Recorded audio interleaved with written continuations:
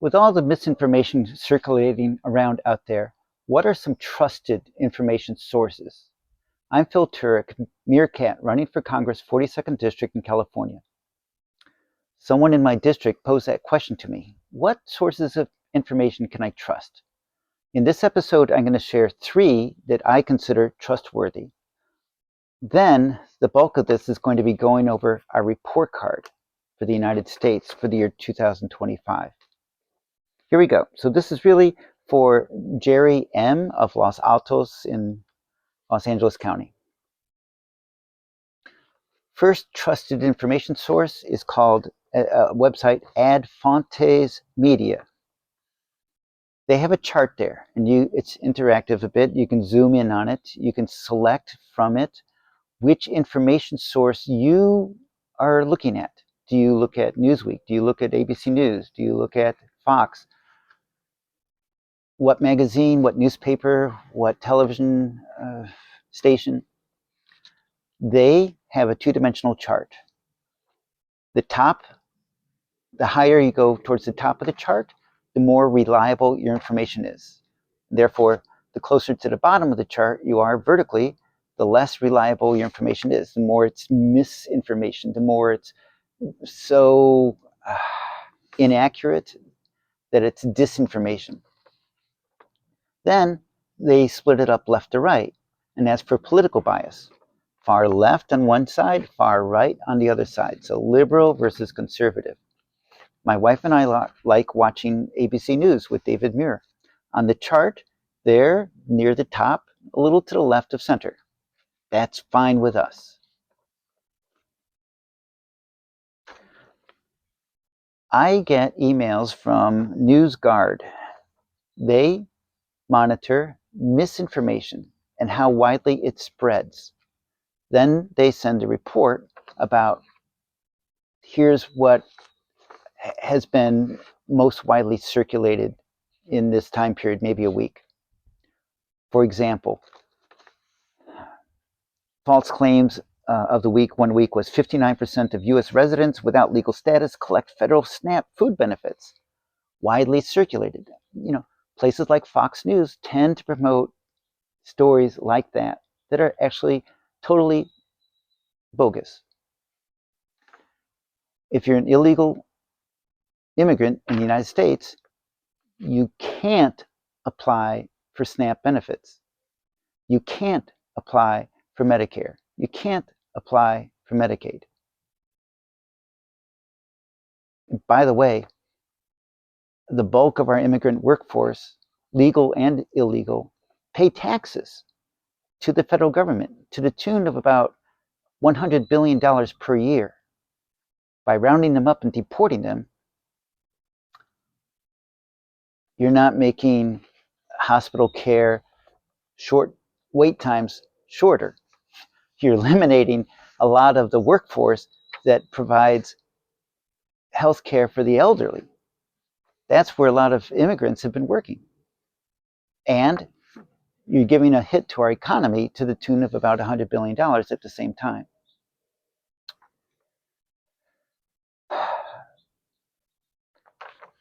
The third one, trusted information source, socialprogress.org, a nonprofit that goes around and assesses each nation on earth. Once a year, they put out a report. Maybe they update it more often.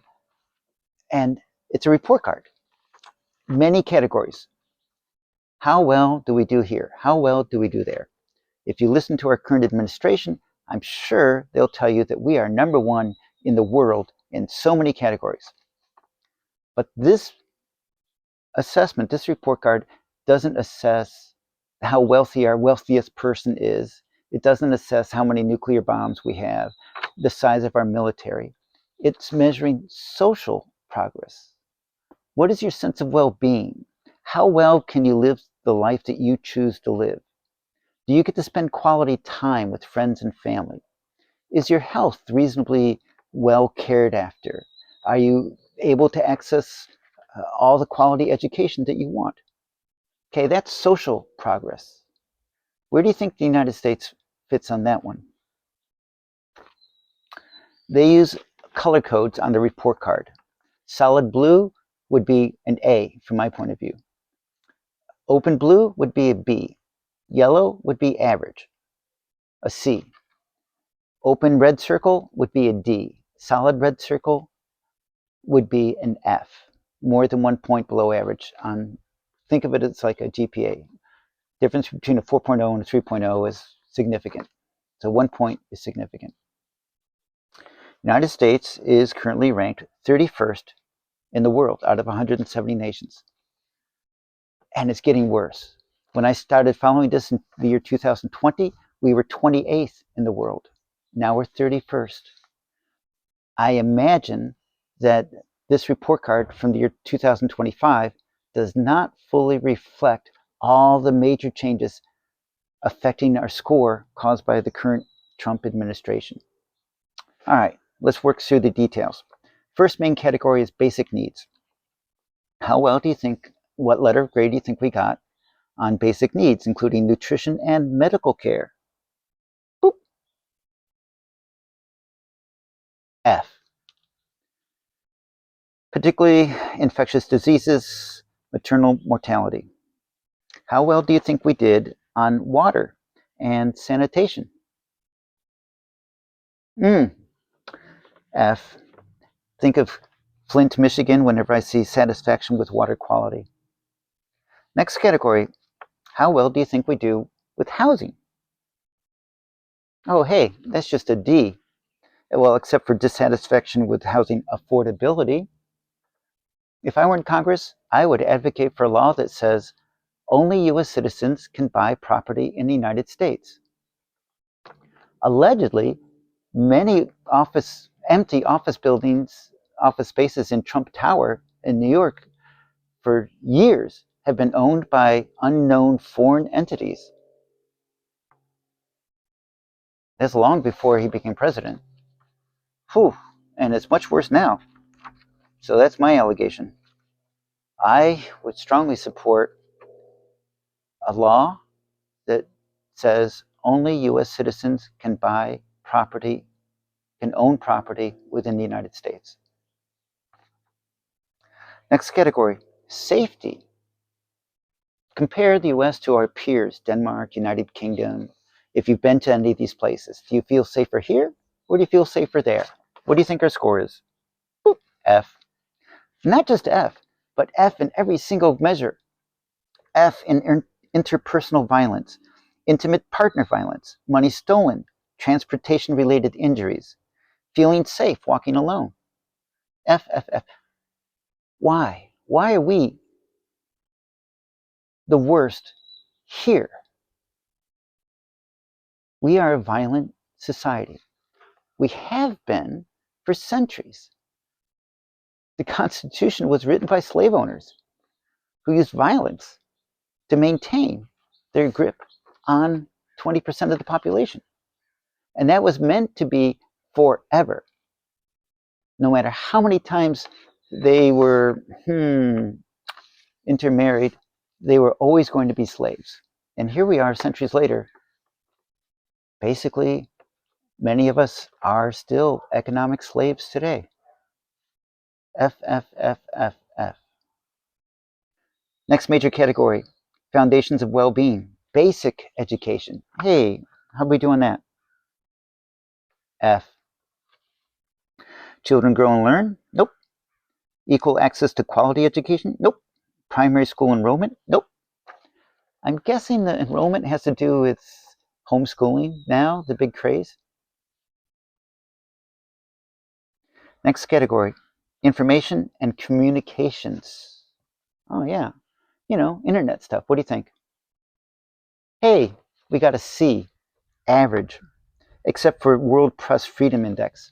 You know how our current administration keeps saying the press is the enemy of the people? No wonder why the world press doesn't feel very free in the United States. Next category, health. Oh yeah. What do you think we got there? Boop, F. Particularly access to essential health services, equal access to quality health care, and non-communicable diseases. F, F, F. The life expectancy in the United States is 4.1 years less than in our peers like Denmark and Australia and New Zealand. We spend way more than they do per person on healthcare in the United States. Yet, our life expectancy is 4.1 years less than in those countries. And you're telling me we don't need to reform healthcare? Be like the good nations that do this, that have cradle to grave healthcare that is essentially covered at less cost than what we're currently spending per person? I think they call that universal healthcare. I think I'm for it. I am for it. Next category, environmental quality. What do you think? All those coal plants that are trying to be fired back up. Hey, it's just a D, except for waste recovery. We love throwing things away instead of fixing them, don't we? Of course, if it's made in China and we import it, we don't know how to fix it, do we? The third major category is called opportunity. And the first subcategory in that is rights and voice. What do you think? You know, we always cherish our First Amendment rights. What do you think our score is? Oh, it's an F. Rights and voice is an F. Political rights, F. Rights equality among social groups, F.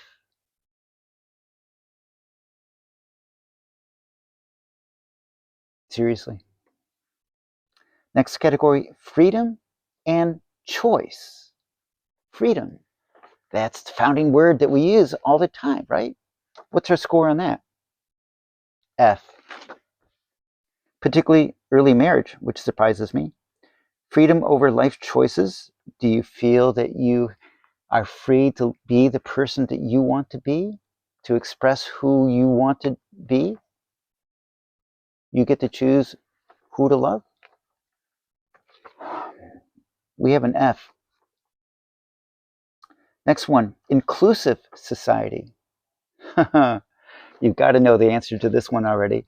Think about ICE and all those deportations and all the rhetoric that says, they're vile, poisoning our blood. Yeah, you know the score. That's an F. Particularly discrimination and violence against minorities. Yep, nope, that's correct. Oh gosh, there's only one category left on our report card. Advanced education.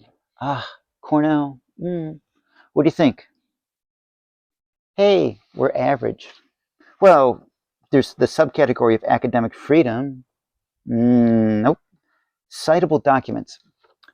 For example, you look at a university in China, see how many peer-reviewed technical papers are published on a given subject. Compare that to a comparable university in the United States, look up the same subject, how many papers are peer-reviewed technical papers that are published. Those are citable documents. China overwhelms us with that, meaning they're doing much more basic research. They're learning much more than we are. We are giving up on learning as a nation. Not that we embraced it terribly hard lately. But hey, look, one blue dot on our entire report card is quality weighted universities. Cornell, Yale, MIT, and so forth. Too bad that they've been, attacked throughout 2025 by the current administration, canceling millions of dollars of research grants to all these different major universities, threatening them. Do you think that blue dot is going to last any longer? The 1A on our report card, quality weighted universities. My prediction is when the next report card comes out for 2026, that blue dot won't be a solid blue dot anymore.